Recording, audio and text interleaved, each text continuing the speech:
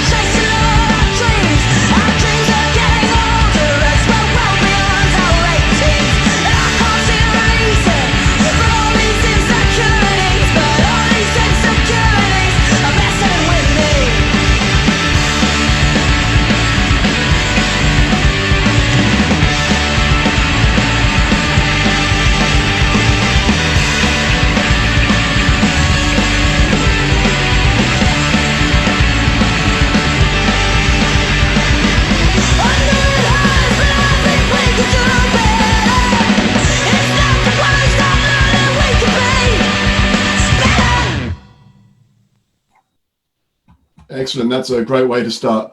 So welcome to people who've logged on. I see there are people logging on, which is great. It'd be good to see where people are from around the world, whether you're from Wales or Australia or from England or anywhere else. Obviously, welcome. And I welcome members of Press Club who are here. Do you want to introduce yourselves in case anybody doesn't know? Hey, going. I'm Ian. Hey, Iain, I'm Greg. And you play, I think Ian plays the bass and Greg plays the guitar, I believe, if I've got that right. Yep. Correct. That's spot on.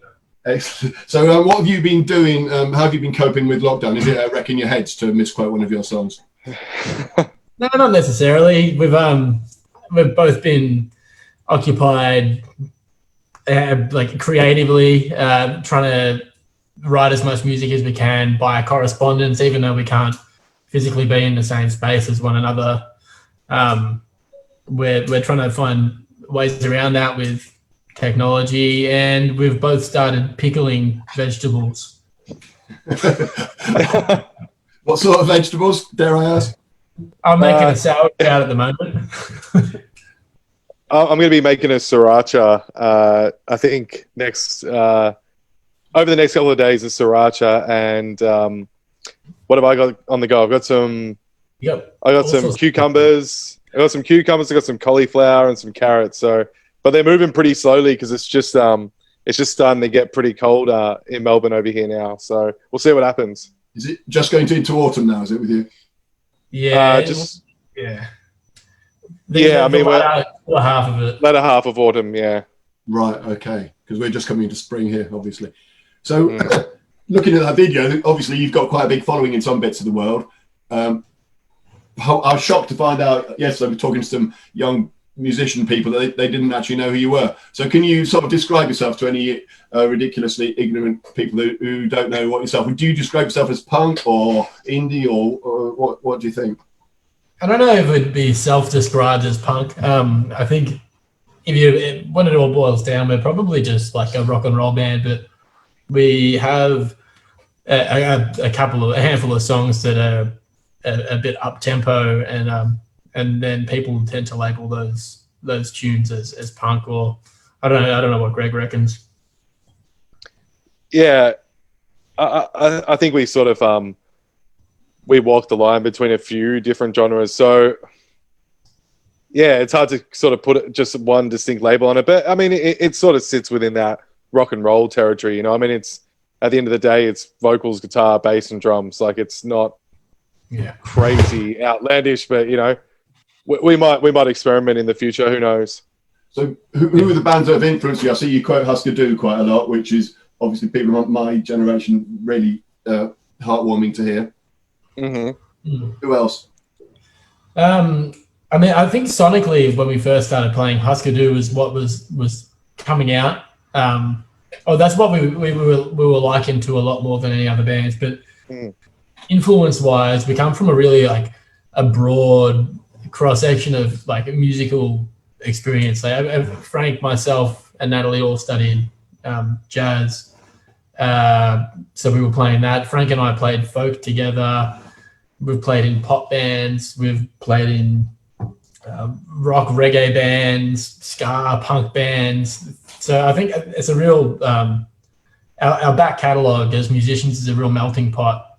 But to name a couple of bands, I think like when we were in our kind of formative teen years, we were all probably listening to pretty similar punk rock or, you know, that sort of like heavier end of the spectrum music. Yeah, I think like maybe touching on that sort of, you know, formative years, for me, it was kind of like the Nitro Records stuff, AFI, Offspring.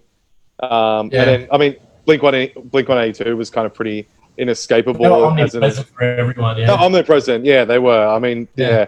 It was kind of like, you know, MTV was big, and then those video clips were on there, and it was kind of they were taking the piss out of all the boy bands, and I think that really struck a chord with like a lot of people in our generation. I think.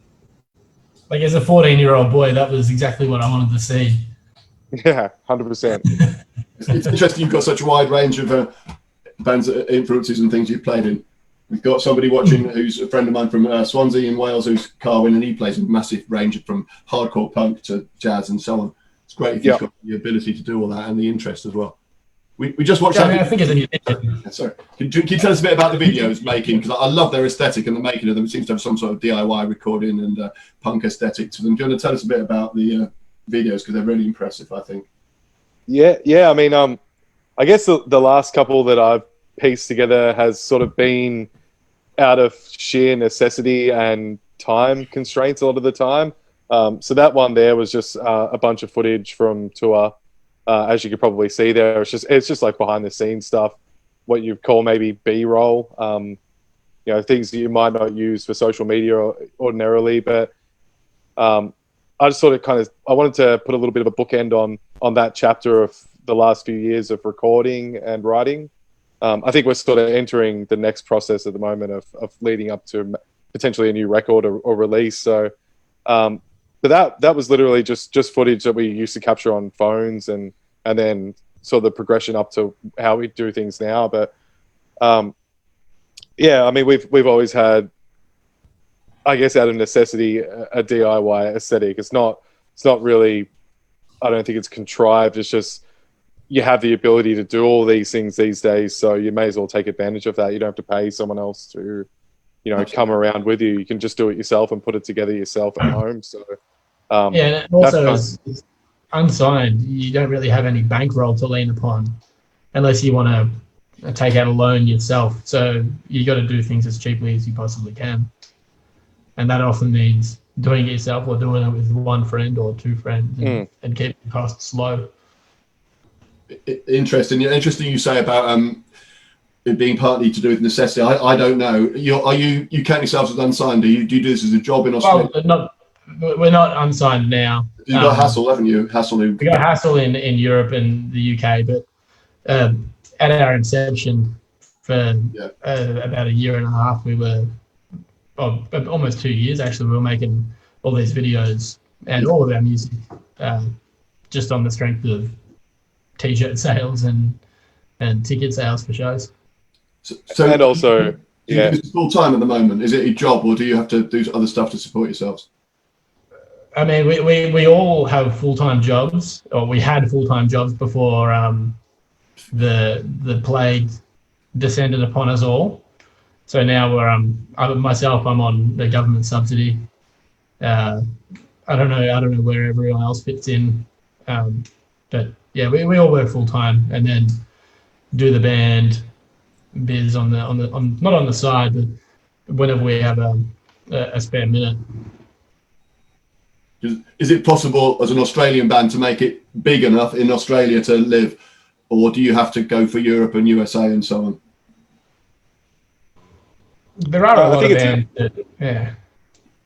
You go, Greg. I was going to say, I think it's a global market these days. So most bands, I think, maybe make it their full-time profession, probably have had to branch out overseas and tour constantly. Maybe there's some bands that just don't leave Australia, but I think it's probably the rarity. Yeah. We're not that populous down here. So if you really want to expand and you kind of have to reach into other markets. Yeah. Do you feel a bit remote out there? One of my other favourite all-time bands is the Chills from New Zealand, and they were obviously really remote, being stuck out in Dunedin. Is it a bit remote in Australia musically? I don't think musically we feel remote because the scene and the amount of music that we live around is so vibrant. There is so much music. There's like a massive music culture that we're surrounded by and a part of. So you don't necessarily feel remote in that sense, but as far as numbers are concerned and audiences that you can get your music in front of that are, if you're playing kind of alternative music like we're not playing your top 40 pop. The market for that bracket of music is substantially smaller than it is in more populous parts of the world. I was going to ask you about the Melbourne scene. It looks, as an outsider looking in, as if it's really, I can't think of the word, is lively and exciting and cooperative and a really exciting place to be. Is that the case?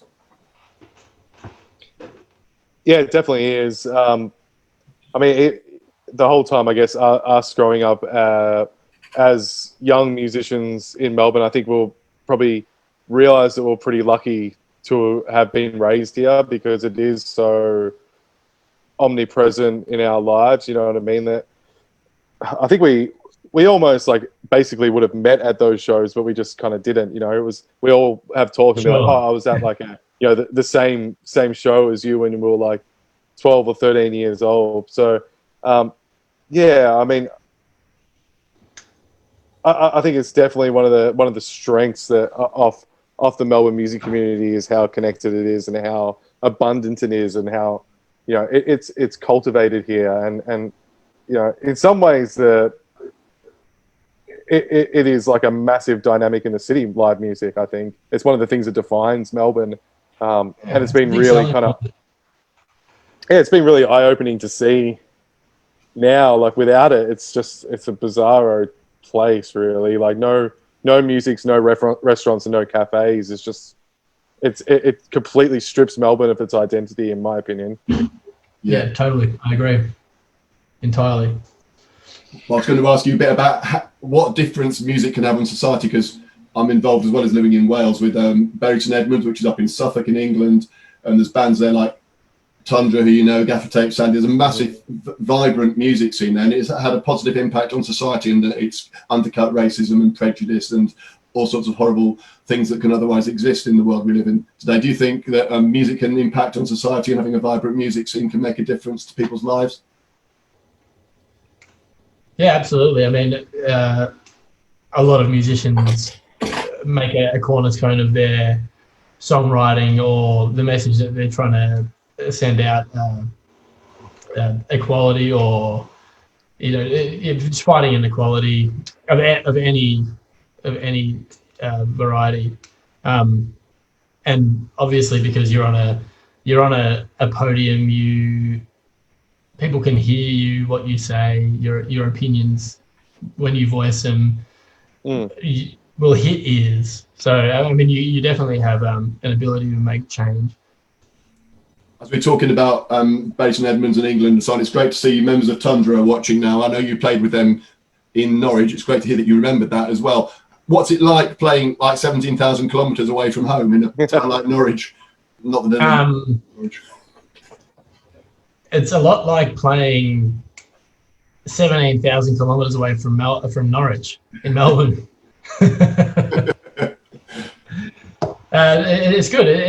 It's really flattering to play, to be able to go anywhere other than Melbourne, be it Sydney or Norwich or London or Berlin, is flattering, and to have anyone in the room watching us is even more flattering and gratifying. And yeah, it's a weird experience, but it feels really nice to have people in the room completely on the opposite side of the globe. It's completely miles away. So it must be one of the things you miss most about lockdown, is the ability to play live, because you can create tracks and so on and discuss ideas, but you can't play live, which is, I'm really missing watching bands. I bet you're. Yeah. Yeah, I'm finding it. I don't know, especially as we're sort of, you know, here like 5 or 6 weeks into it, is when it starts to sort of really, it starts to hit me. I'm like, you just rely on that release so much, whether it's, you know, even just rehearsing with the guys once a week or something like that. I realize how much that's a big part of, it affects my mental state quite heavily, I think. So, and especially being able to get out in front of a crowd and then interact with, you know, 100 or more people after the show and talk to people about it and just be immersed in it. Yeah, it's leaving a massive hole, I think, at the moment for a lot of people, not just us. And from a creative viewpoint, I mean, it's a massive speed hump. Losing that kind of synergy that you get when you're all actually in a room together, writing music. That's a massive hurdle to get over. Yeah, it's a bitch. So one of the questions that's come in here, or one a comment, is someone said, Joe Pilcher said he saw you at the Fairgrounds Festival in Bury, absolutely brilliant live, pure energy, pure sound. it seems from reading the reviews that the live experience is perhaps one of the most important things about you. I've only heard you on the records. I mean, would you say the live experience is essential to what you're all about? Yeah, absolutely. I mean, from the get-go, we wanted to. I mean, when we were recording, we wanted to capture what is best representative of our live performance, and also the live shows are. That's what we are. We're 4 people playing instruments, so that's really the crux of what we are as a band. We're not a big studio band with elaborate production and a lot of tricks or anything. We're bare bones. We're four musos, and that's it. Fair enough. There's a request here for you to come and play in Spain. So after lockdown, make sure you go there. And here's Elliot from Tundra says, "Love you guys. Hope you're all doing well. I know you remembered helping them out with the bass strap when it broke in Norwich." Yeah. And also, Kurt, he doesn't say where he is, but he said you go down really well where he lives. So there we go. Maybe ask a couple more questions. Then we're going to watch a video that Iain chose, and then we'll carry on. Who would you class as your heroes and heroines, like musical, artistic, political, sporting, any other state? Who do you look up to, if anybody? I'll start with that one, I reckon. It's hard for me to, I guess, go past Bowie sometimes. I've recently been re-listening to a lot of his catalogue. I mean, it's the same answer for a lot of people, I think, but just an influence from a young age in my household. My parents played his records. I don't know, Iain, have you got someone that you can think of off the top of your head? Yeah, I mean, at the moment, I'm really quite enamored with Iggy Pop. Not necessarily I haven't necessarily been addicted to him for my entire life, but I mean, I've always listened to his music. But recently, I've seen a couple of little documentaries and footage of his recent tour in Australia, and my old man went and saw him, and he's just he's still up here. He's holding it up, holding his end up, and he's been doing the same thing for whatever it is, 40 odd years more. I don't know, how old is he? Yeah, so probably Iggy. I'm quite enamored with his longevity at the moment, and it's consistency, really. Excellent. Yes. Update on Curtis from Adelaide. I guess possibly. Adelaide. Hey. I expect you've played. Yeah, we know Kurt. We know Kurt very well. G'day, Kurt. I thought you might know Kurt. How you going, Kurt? So I don't know how far Adelaide is from Melbourne. It's probably a completely different time zone there. Yeah, half an hour different. Half an hour. That's not good. Right, should we watch this video? Iain, do you want to tell us why you chose this, and then I'll do my best to cue it up and play it. Yeah, so I've been listening to this band ever since I stumbled upon them, just listening to the radio one afternoon about 4 years ago, and they just every now and then a song or a band hits the mark, and this band really hit the mark for me. So this is Sheer Mag. I think the song's Fan the Flames. It's great. Right, any second now. Here we go. Don't go away though, because we'll be back. This is a free interview, free event, whatever. However, as people will know, venues are really struggling at the moment. There's a venue local to me where I live in Wales called Creature Sound, which is really encouraging to young bands and also records them and also looks after homeless people.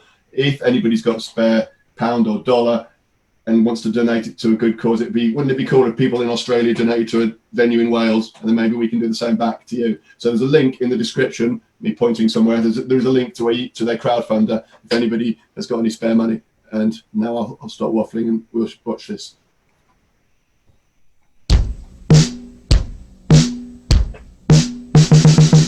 It's me I give it to.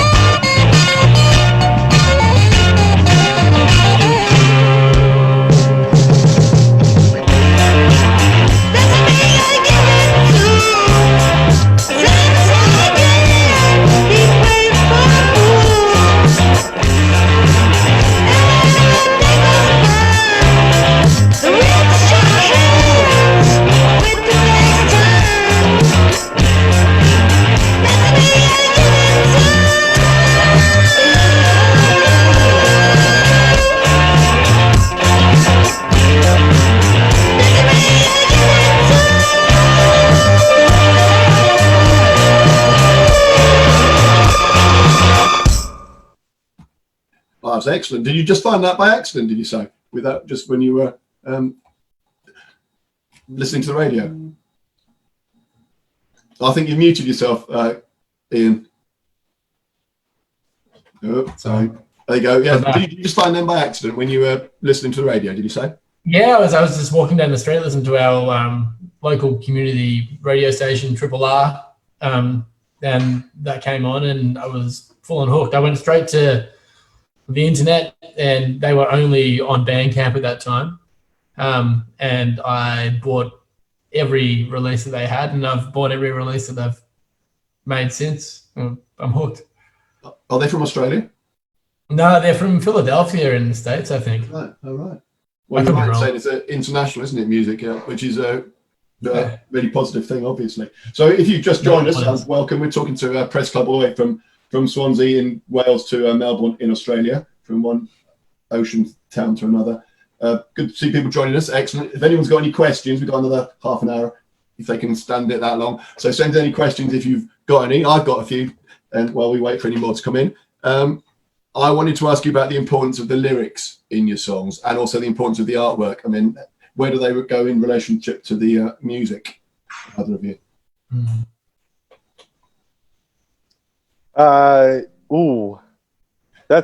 I guess that's a question for Natalie, really, because she's the brainchild behind both of those elements of Press Club.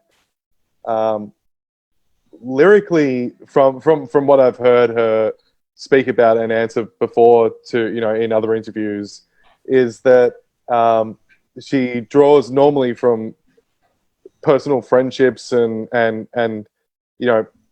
I guess experiences that she's had.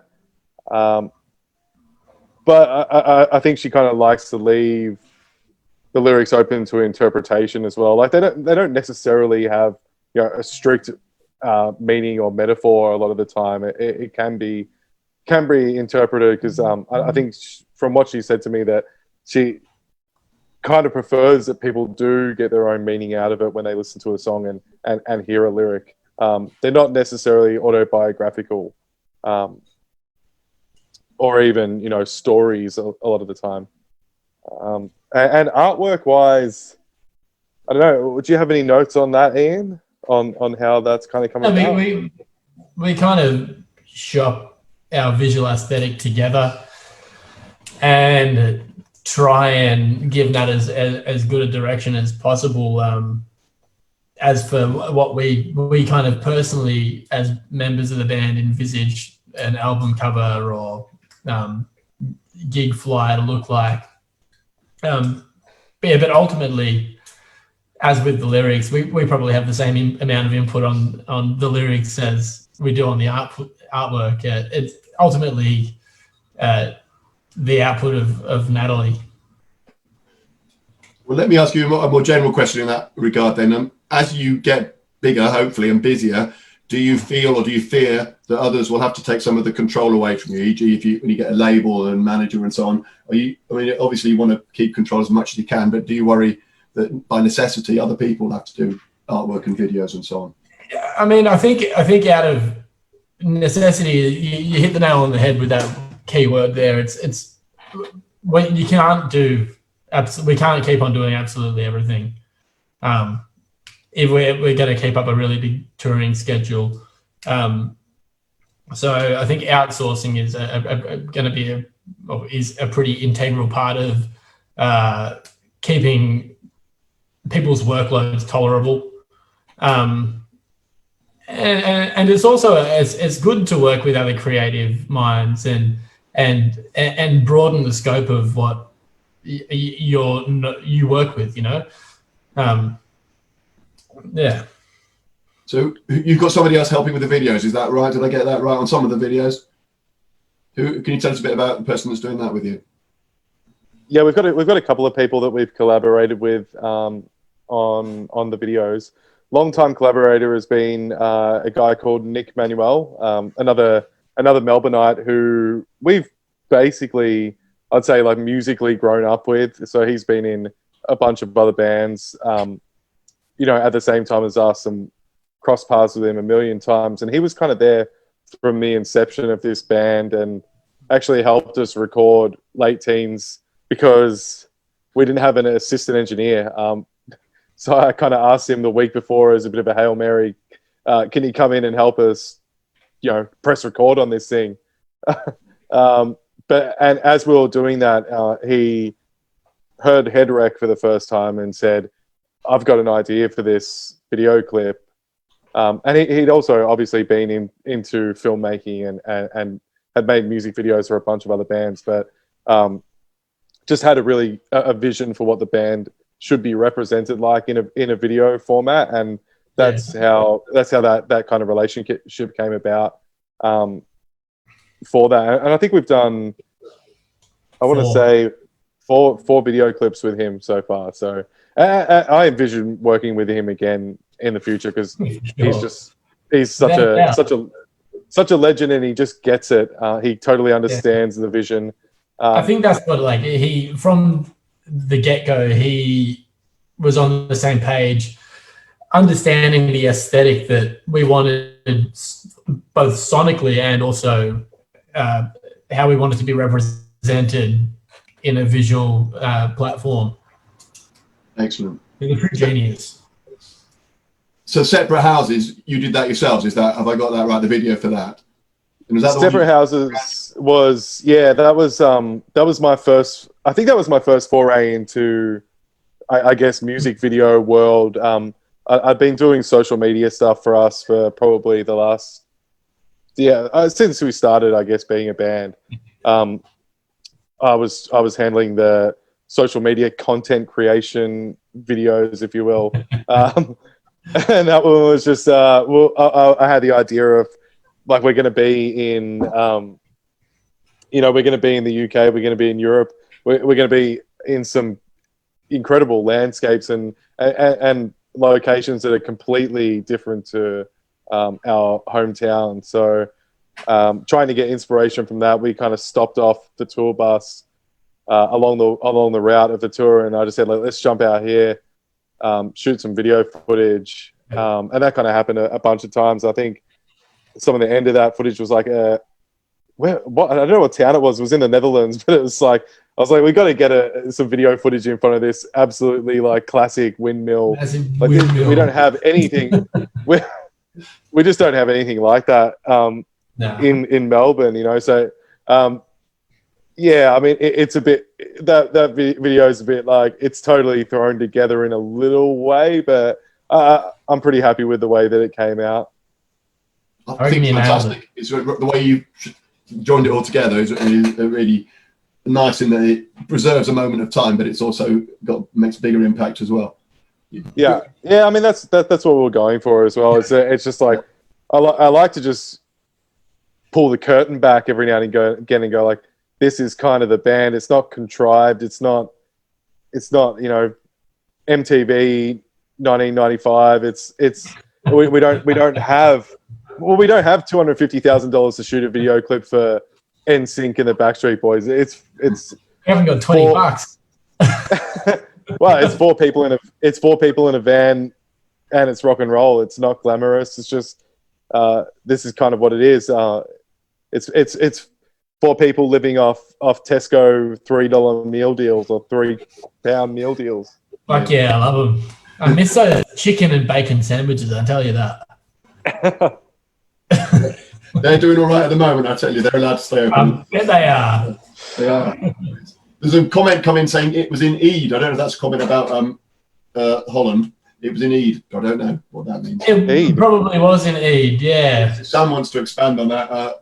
My lack of geography of the Netherlands is unfortunate. So, Greg, Greg, you record the stuff. Is that true? You record both the albums yourselves in your own studio? Tell us a bit about that. We went to two different studios actually for both of different records, but here in Melbourne. First one was at the Avery in Abbotsford here, which is actually a couple of minutes from my house, and then Wasted Energy was in Woodstock in Balaclava, which is about 20 minutes down the road, but both pretty beautifully kitted out studios here. Both of them made with love, that's for sure. And yeah, why? As for why I did it, is because after all these years, I still haven't learned that it's not a good idea to record your own band. Good to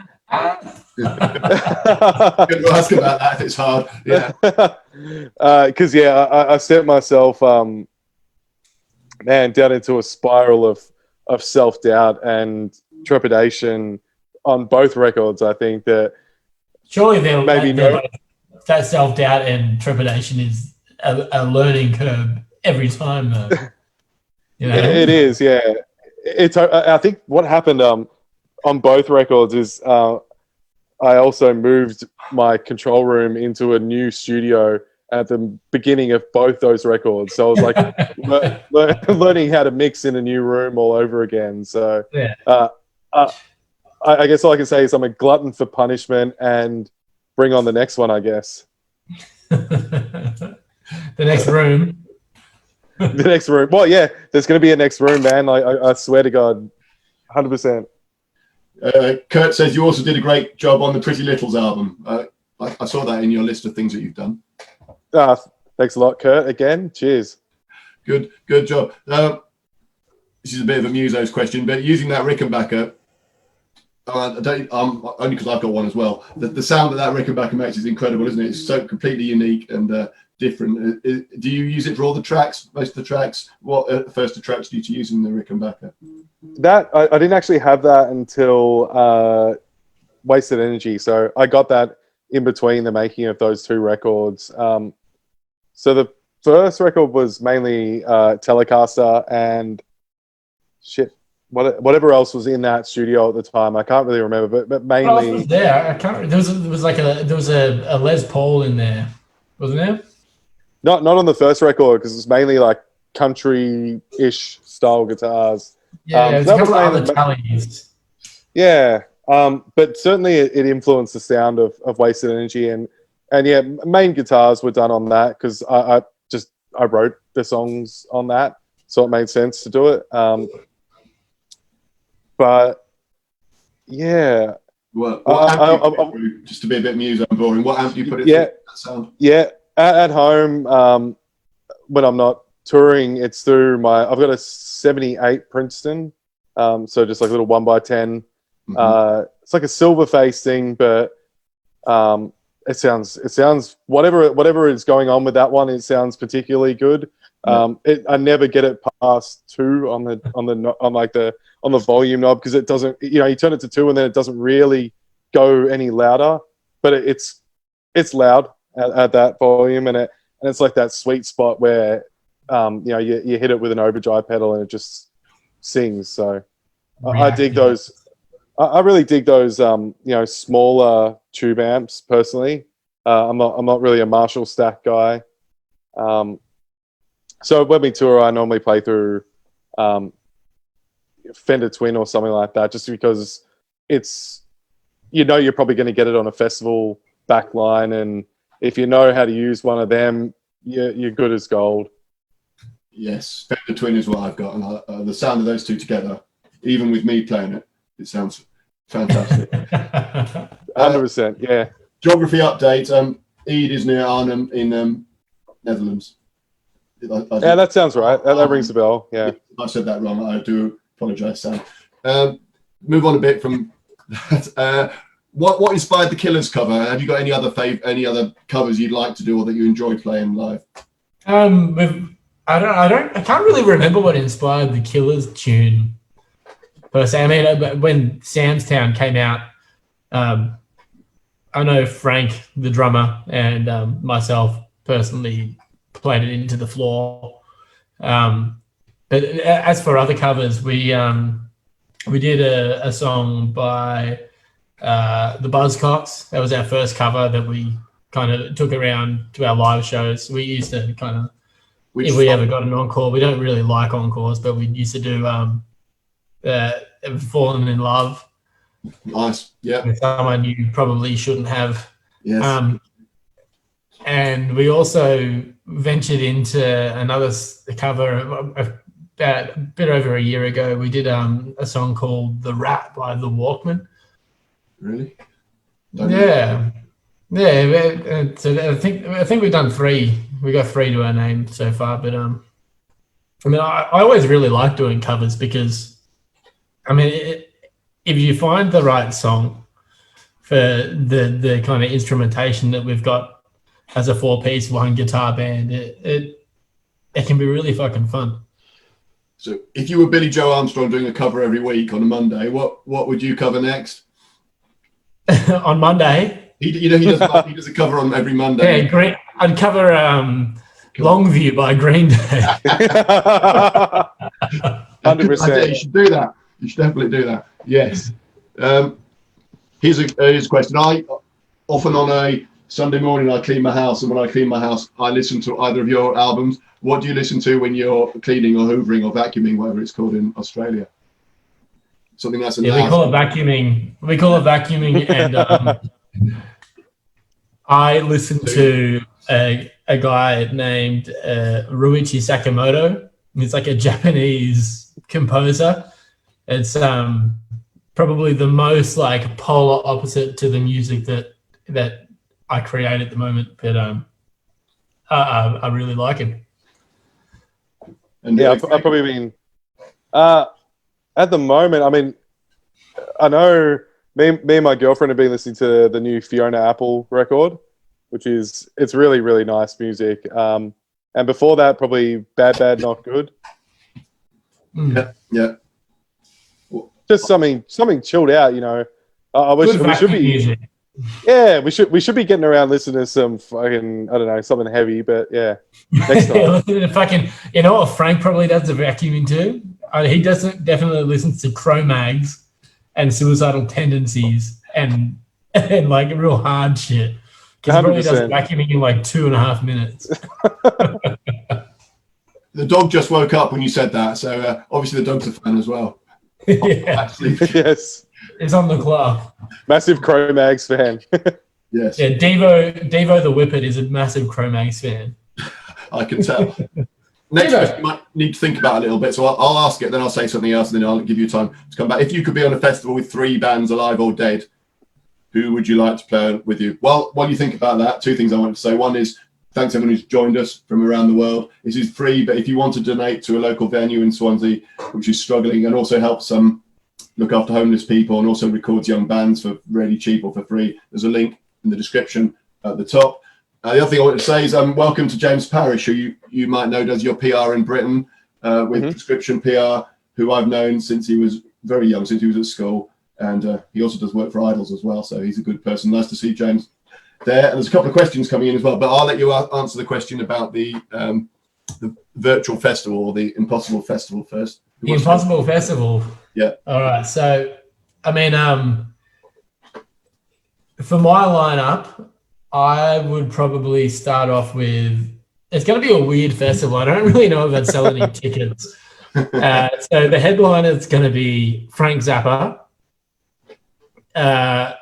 And just before Frank goes on, Curtis Mayfield is going to play. And before that, it's Mariachi El Bronx, and then it's Press Club opening up. So it's a pretty fucking weird festival. If you can sell 15 tickets to that, I reckon you're doing pretty good. Excellent. Greg? Three bands. I'd say The Replacements would be one of them. Ooh. Yeah. I'd take The Bronx, I reckon. You can take Bronx. Mariachi. Yeah, Sorry, I'll mate. flip it and I'll take the real Bronx. They're busy that weekend. They're playing at my festival. Oh, and another band. That's a good question. Who do I want? Ezra Collective, I reckon, because I saw them recently at Golden Plains Festival, and they got the party started like I've never seen before. Excellent. The party was started. Well, that'd be good for your festival then, wouldn't it? Here's a couple of questions that people have come in. One's for Greg. It's about pedals. What pedals are in your pedal board these days, pre-quarantine? That's from Fran. Thanks for the question. Pedals in my pedal board. My setup hasn't changed in a while. So at the moment, I've got a Paul Cochran Tim as, clean kind of overdrive. After that is what's the brand called? It's a tall font Russian muff by Ren and Cuff. Ren and Cuff, that's it. Yeah. And I've got a Mojo Hand Colossus fuzz as well. The reason I have two is just simply because the day before tour, my Mojo Hand died. So that morning, I literally drove an hour and a half away, bought the Ren and Cuff, and then flew to wherever we were going. So I've got two now. Sometimes I stack them. It's good to have a backup fuzz pedal on your board because, yeah, you need more fuzz. Aside from that, I've got a Strymon Timeline for delay, MI Audio Boost and Buff as a clean booster, and what else? Ibanez CS9 stereo chorus. Helix. And a tremolo, diamond tremolo, and I recently bought one of those Line 6 HX Stomp, and that kind of replaced my reverb. I had a Big Sky on there, Strymon Big Sky, and I got that so I could do like a A/B split and have a virtual second amp on stage, just to throw that to the other side of the stage. So it kind of sounded like we had two guitars, I guess, or gave our audio engineer kind of options to split the guitar out, which it's actually been super handy for isolation, just being able to plug that into my preamps here and be able to record demos like in a second. So I've been loving that, to be honest. Okay. Well, we'll ask you a bit in a second about what's coming next. That's great to hear you bring recording some demos. Iain, do you use any pedals with your bass?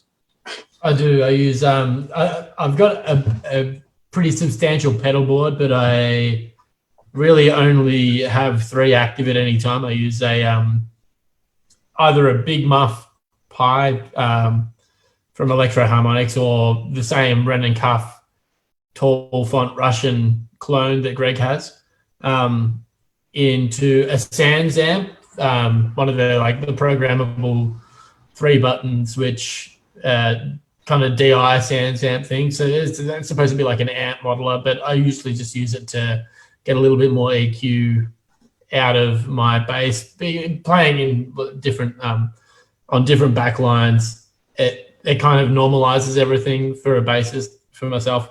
And then I go into a Maxon CS9 chorus, which is almost always on. I think it's always on for every Press Club gig.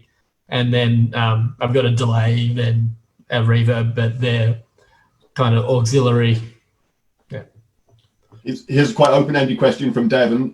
He says, Japanese music against Australian music. Any comments? I don't know who's going to come out. Any Japanese, I mean, it'd be an interesting fight. That's my comment. Right.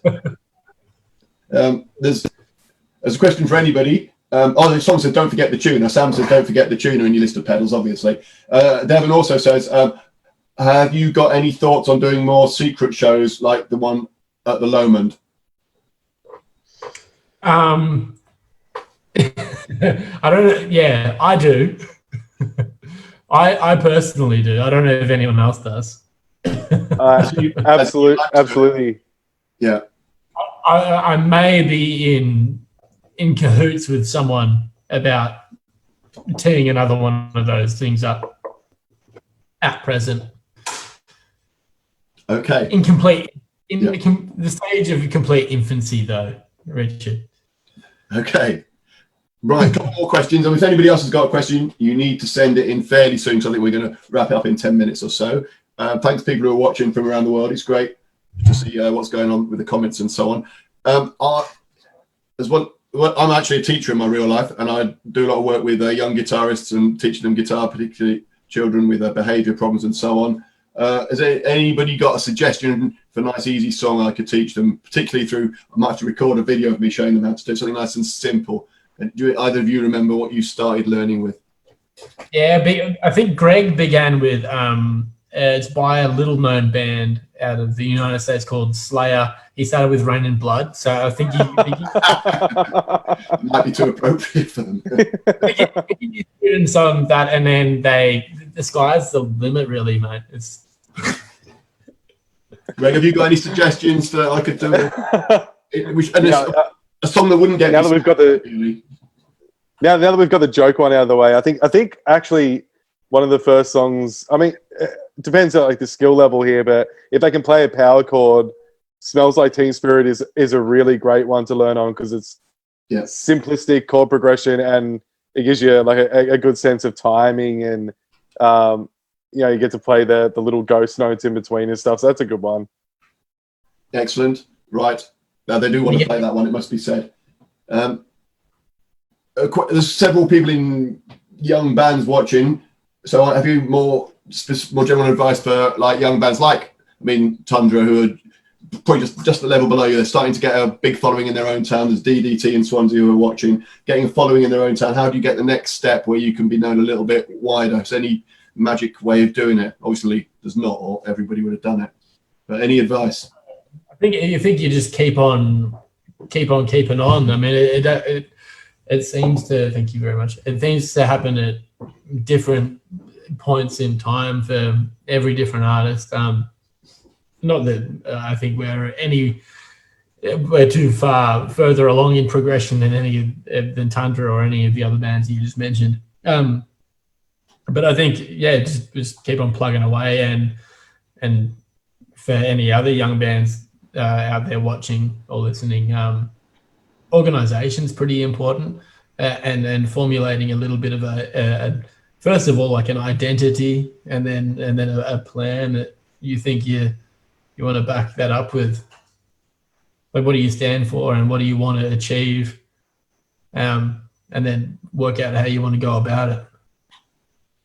Right, good answer. Organisation is something that bands don't automatically have, isn't it? So it's learning new skills. For musicians, and organisation isn't necessarily a prerequisite for that title. No. Know somebody who's organised if you can't do it yourself. Yeah, exactly. Yeah. We definitely do. So I've got two more questions, and if you can cope. How can people who are watching support you during lockdown? Because obviously, no gigs at the moment. How can people support you during lockdown? Anybody? So we Bandcamp, I think it ended. Yeah, Bandcamp ran a quite substantial promotion for 24 hours that ran out about 3 or 4 hours ago. But if anyone wants to support us, they can get on board and buy our merchandise, buy our records from pressclub.bandcamp.com. That all comes directly from this living room right here. That dog helps pull the sled to the post office every Monday morning. He doesn't like it too much, but it's what gets him fed. If you really want to support us financially, that's how to do it. If not, just listen to our music. That's it.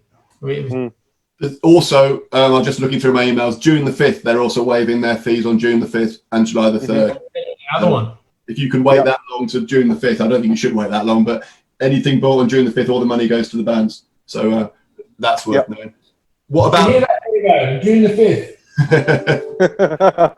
He's going to get some rest in before June the 5th so that he can manage the vast load of stuff you'll be shipping out.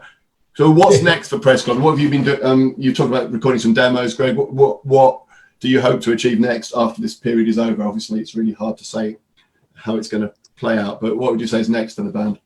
Yeah,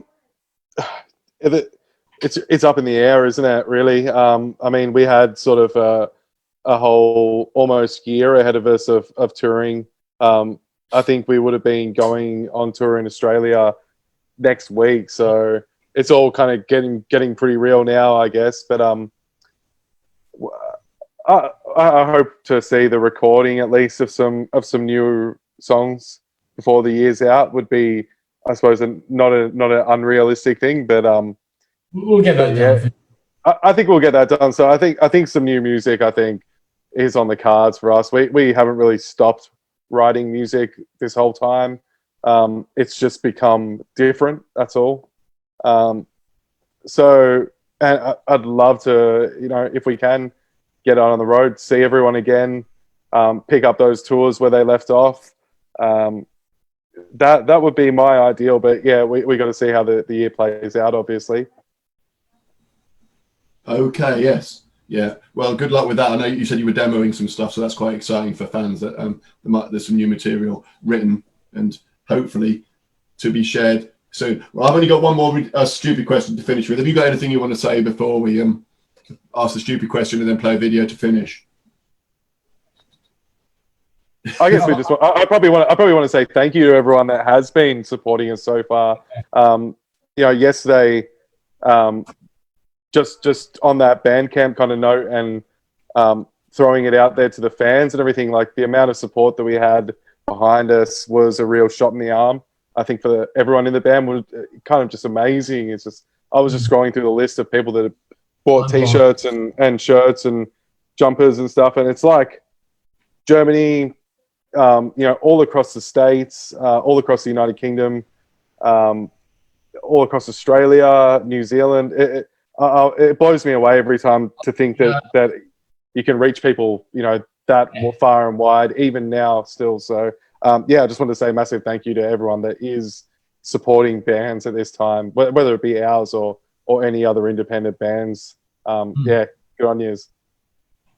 As fans, we probably want to say the same to you, because I'm listening to your records has helped me keep going, and I'm sure it has with lots of other people as well. On to the ridiculous question, which I've asked people for 26 years, so you're not the first.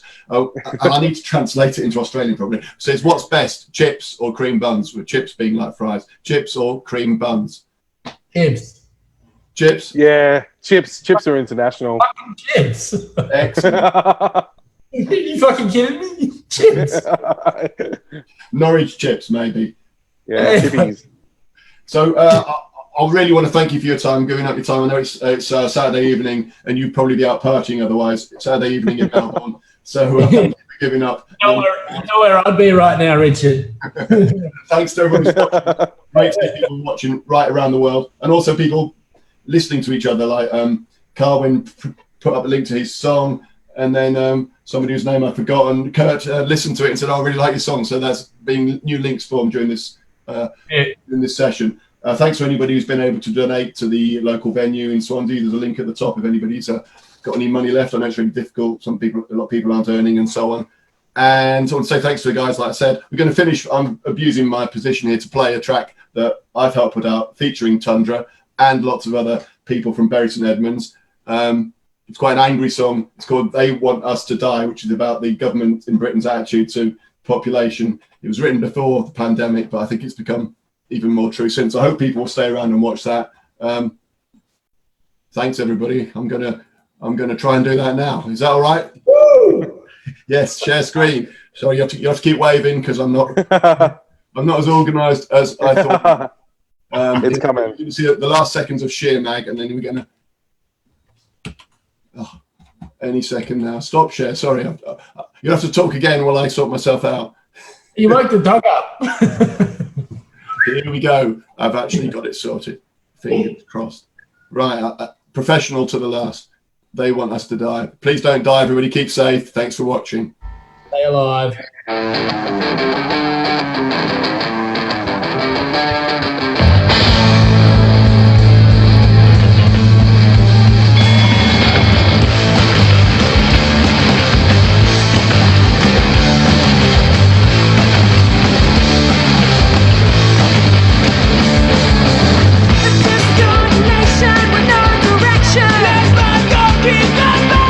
Disunity in our kingdom. Where the kingdom people.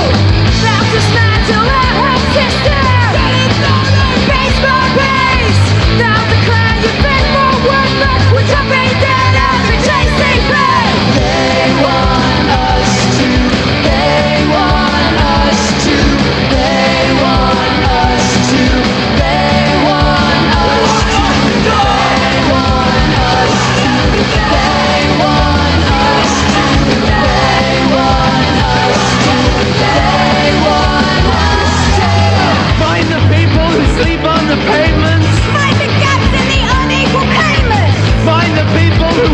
to die. Nothing else to worry. In the blink of an eye, and the people of what's not been given the people. Without recognition, they'll leave us for dead in austerity ditches. So love all your family and take all your riches. They want us to.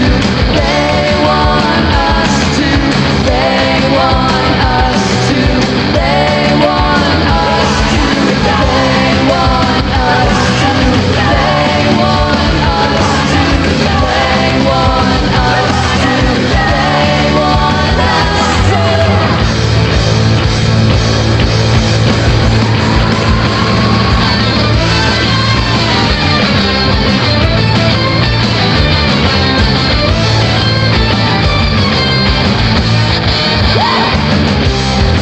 Start acting your age, 'cause back in my day, no, there's nothing you can do, I'm stuck in my ways.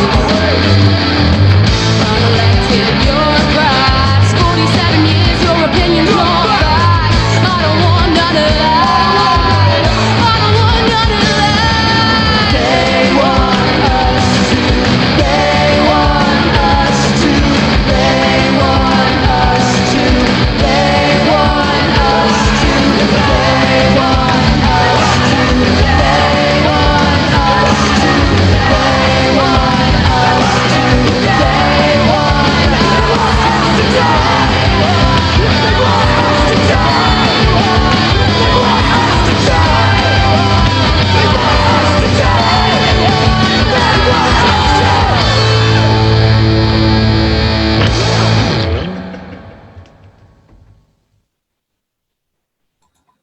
Right.